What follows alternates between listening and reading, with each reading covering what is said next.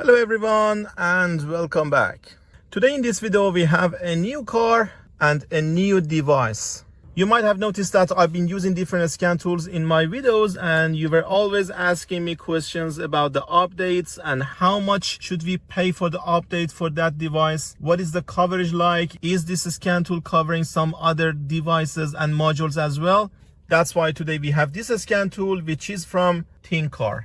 This scan tool is Thinkcar 689BT, which has some really exciting features that we're gonna try today. First of all, as you see, I have this Mercedes with so many systems here because I'm gonna try to see if this scan tool is just a basic scan tool or it covers all systems on this Mercedes. The price of this scan tool is really affordable. That's why making sure that the scan tool is covering all the systems is very important for us. The second important factor about the scan tools is the updates. How many years of free update we're gonna get and how much we should pay every year to get the update after those 3 years. The interesting part about this scan tool is this scan tool comes with a free lifetime update. So you don't need to pay for the update ever again after having this scan tool. If I show you the update, you can update the vehicle diagnostic software, maintenance software, and application software. If you look at here, everything is on the latest version right now because of course I wanted the scan tool to be current when I'm testing it today. So that's very important. Free lifetime update. We don't need to pay for the update ever again after getting this scan tool. Almost in all other scan tools you have to pay annual subscription. You will have 1 or 2 years of free updates. After that you have to pay for the update, but for this scan tool you don't need to pay anything for the updates ever again. We're gonna go for checking this car with the scan tool. We're gonna check several systems because this car comes with so many options. We're gonna see the coverage on this scan tool. But if I show you something right here, you're gonna have module. It means this scan tool can work with several different modules, which is going to give more flexibility to your scan tool to be a sophisticated diagnostic tool in your workshop. As you see, all these modules can work with this scan tool. First of all, TPMS module, which is just right here. You can use this TPMS module with this scan tool on TPMS system. It can be used for reading the IDs of those sensors or programming them. So you can basically connect this one to the scan tool and do the diagnostic. We have one full online course for the tire pressure monitoring system on our website that you can find the link in the video description. It also works with the Videoscope, which is this one. You can connect the Videoscope to this scan tool and use it in many diagnostic cases. I'm going to show you the operation of this one today. If you have the oscilloscope interface, you can connect that one to this scan tool and turn this scan tool to an oscilloscope. You can also connect it to the printer, battery tester, and the key programmer is one of the most important devices that can be used with this scan tool. This is the Thinkcar key programmer. I'm going to show you some application of this one today as well, but I will make more videos using this Thinkcar key programming tools to show you the real application. So if you guys are interested to check for more details about this scan tool or any of those modules, you can find the link in the video description. And before starting to go for the diagnostic, if you guys haven't subscribed the channel yet, please don't forget to subscribe. And if you guys are interested to learn more, you can find our diagnostic courses on our website. So right now we're gonna go for diagnosing this car. First of all, VCI is just right here. VCI is attached to the back of the scan tool with a magnet. As you see, it's magnetic, so it's not gonna fall off. It's very secure. I'm gonna connect this one to the OBD2 connector. And here is the scan tool model one more time. Thinkcar Thinkscan 689BT. I connected the VCI to OBD2 connector. Now we can go for diagnostic. I'm gonna leave this one on VIN search to see if this scan tool is capable of detecting the VIN and detecting the car automatically. Ignition switch is on.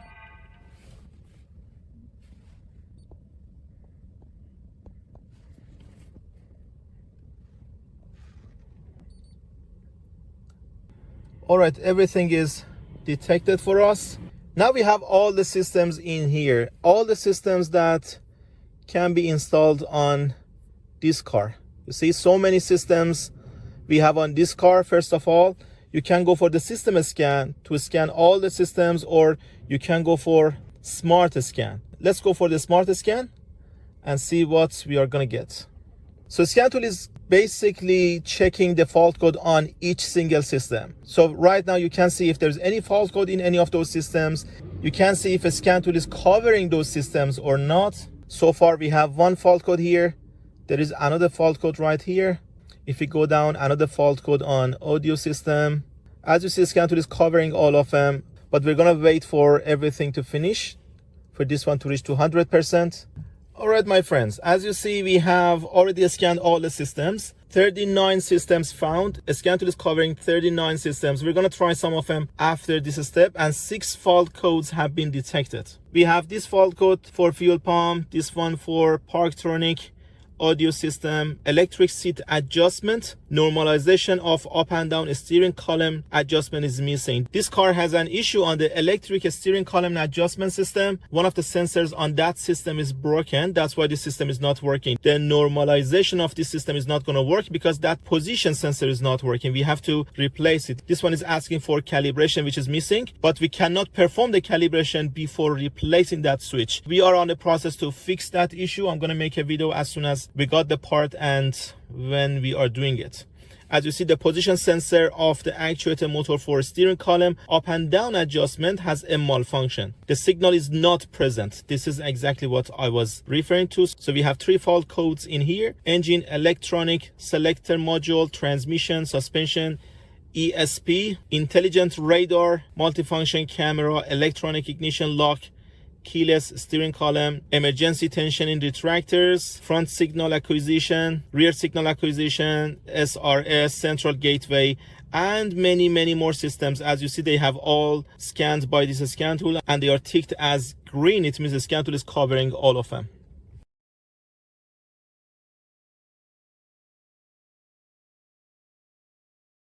So this is a good sign so far. We're gonna go for clearing the DTCs. Let's wait for the scan tool to erase the DTCs.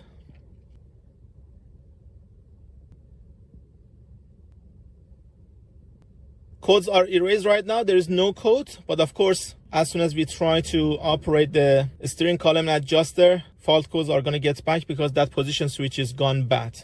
But right now, the scan tool erased the fault codes for us. Let's try some of these systems and see how this scan tool actually covers them.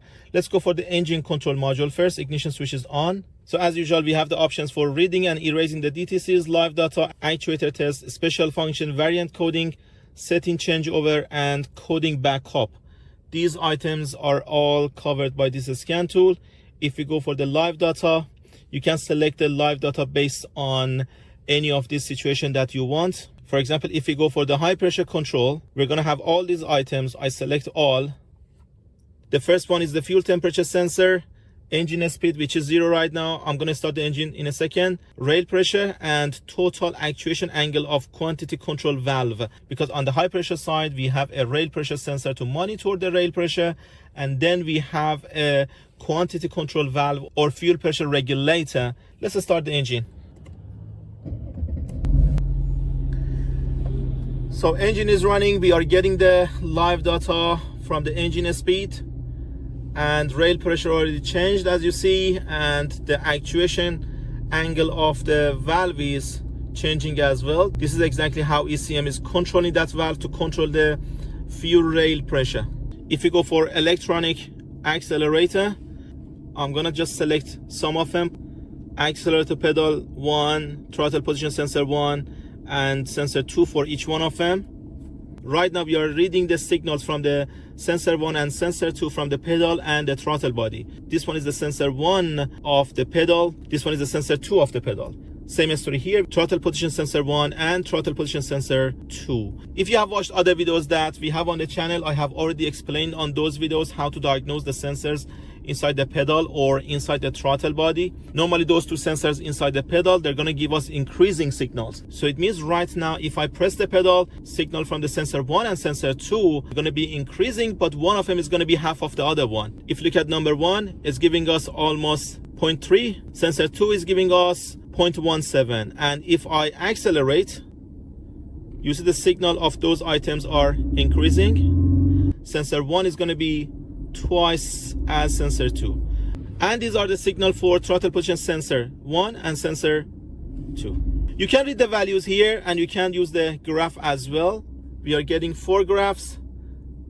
You can read the values on the graph mode as well. This is what the scan tool is giving us. This is sensor 1 for the pedal, sensor 2 for the pedal, sensor 1 for the throttle, sensor 2 for the throttle. So right now we're gonna go back. Let's have a look at the actuator test. Again, we have different categories that we can select from: throttle valve actuator, fuel pump. You have many different right intake camshaft solenoid. You can activate the camshaft solenoid as well for the variable valve timing system, purging switcher valve, and many others. And we have some other sections here for special functions, variant coding, setting changeover, and coding a backup. I try to make more videos trying those options for you as well. I'm just trying to try different systems today. Here we have many systems. I'm gonna go for the suspension because this car has electronic control suspension. We will see how this scan tool is gonna cover it. Let's go for the live data. We can read the live data for different sections. For the level sensors, we have 4. We can read the output voltage of each one of them. This is a good reference for diagnostic. If any of them fails, ECS or electronic control suspension is not gonna work anymore. We have the acceleration sensors. We have 3 of them. This is very important for detecting the vehicle body condition at different driving circumstances. And if any of these sensors fails, ECS is not going to work properly anymore. We have the damping valve units.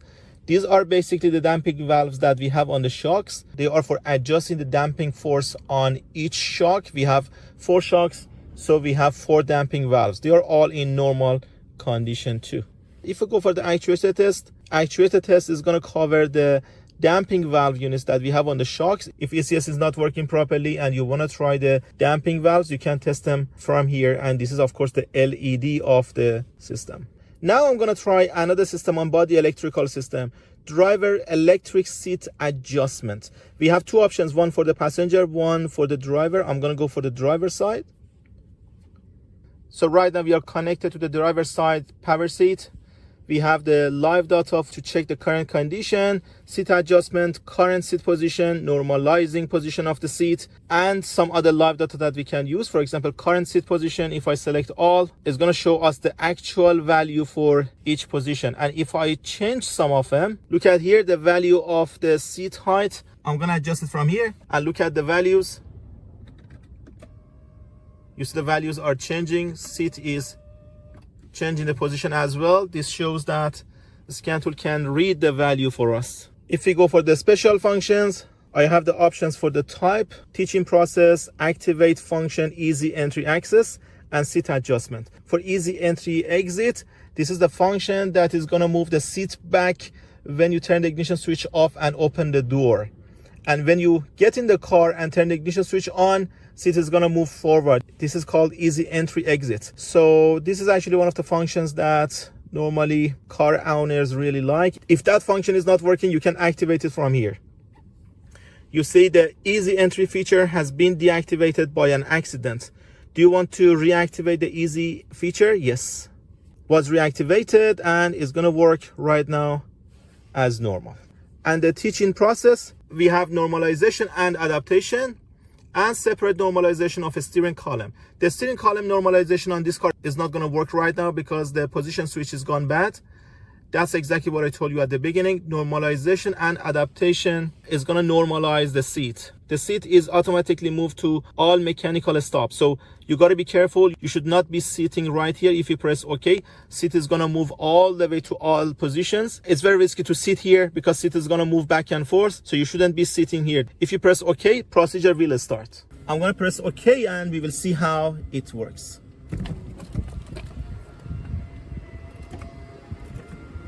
You see seat is automatically trying all different positions. It's moving all the way forward. I move the seat forward to try some actuator test. I'm gonna go right here.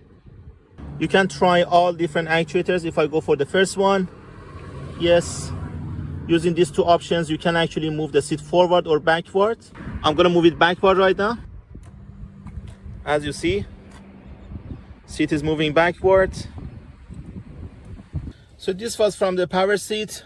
There are so many other options. I cannot try all of them today. There are so many of them. And if I show you the SRS system, we are looking at the SRS or airbag system. Live data is quite important for this system. If we go for driver and passenger airbag, we can read the resistance value for each one of them. We have many videos on the channel for airbag system. We have a full online course for the airbag system on our website. I explain everything about the diagnostic side. Here we can see the resistance value of each airbag, and they are within the normal range. I think this is okay for now. There are many systems. As I said, it's going to take a long time to try all these, but as you see, a scan tool is covering all of them. So what we can see so far by what we tried, this scan tool is not only a basic scan tool like many budget scan tools that you can find on the market. Some of them only cover a couple of systems. Some of them cover very basic functions like reading the codes, erasing the codes, and sometimes the live data. But this scan tool is covering all the systems on this car, and in addition to the basic features, we had many other features like actuation test and special functions and more. On the next step in this video, I'm going to show you how to connect and try the key programming tool as well. Let's try the other devices that I have with this scan tool. The first one is the key programmer. Tkey101 comes in this pack, so when you open it, you're gonna have 6 keys that you can use it on many different cars. You can actually turn these keys to those keys that you are working on. As you see, they don't come with the mechanical key, but you can actually cut the mechanical key and just install it here. You have the pins right here to install the mechanical key after the cutting here. This is the main programmer itself that should be connected right here. So right now we're gonna go for more, module, okay, and key programmer. So as you see, we have many different functions in here for the vehicle remote, for reading the transponder, generating the transponder, and many other. I have some transponders in here that I'm gonna try. This one is for a Kia. I'm gonna try it right now. This one is connected for reading the transponder. As you see the instruction, we need to keep the transponder right here to read it. I'm gonna keep it here. Let's click on read. All right, as you see, we are reading the information right here. This is the transponder for Kia and Hyundai, the type of chip and the ID, it's clonable, and the password bits in here. So everything we need for this transponder. There are many others as well. Generate transponder, for example. You can select the transponder by the type or by the car model. For example, if I go for Kia, you can search by chip. This one is exactly this type. This transponder came in the pack. If I try to hold this one here, and if I click on generate, we are actually generating a chip which is gonna be usable for that Kia that we tried before. Complete, done. And right now, if I go back and read the transponder, this one is going to be exactly same as the previous one, right? So here's the type of transponder is exactly that one. So you can actually turn the transponder to whatever you want. This is actually one function of this device. There are many other functions. Frequency detection, for example, to identify the frequency of the remote and to make sure if it is working properly or not. You just need to hold it here close to the device and press the button. As you see, this is the mode and this is the frequency. This is from a Ford. We have many other functions. This one is for ignition switch coil signal detection that normally goes next to the immobilizer ring. This should be done inside the car. Many other functions like set type of super chip, set type of wireless remote. For Toyota Smart Key, we have an unlock function. As I said, the application of this device is a lot. I'm gonna try this one on some other cases to see how we can actually program any of these keys for a real car.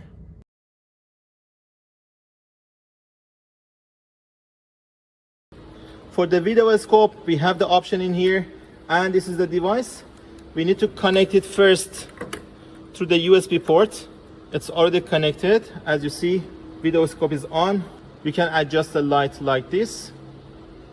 If we try it now, as you see, I'm looking around the oil filter, and anywhere you want, you can adjust the lights, and you can take a photo from here. This tool is actually really helpful in many diagnostic cases, in some areas that we cannot reach, or even inside the engine, we want to see what's going on in there or next to the valves, we can actually use this device. Thank you guys for watching. I hope you enjoyed the video. As I said, if you're interested to learn more about this device, you can find the relevant links for this one and the other modules in the video description. And if you're interested to learn more about diagnostic, you can find our online courses in the video description. Thank you very much for watching. See you guys in the next video.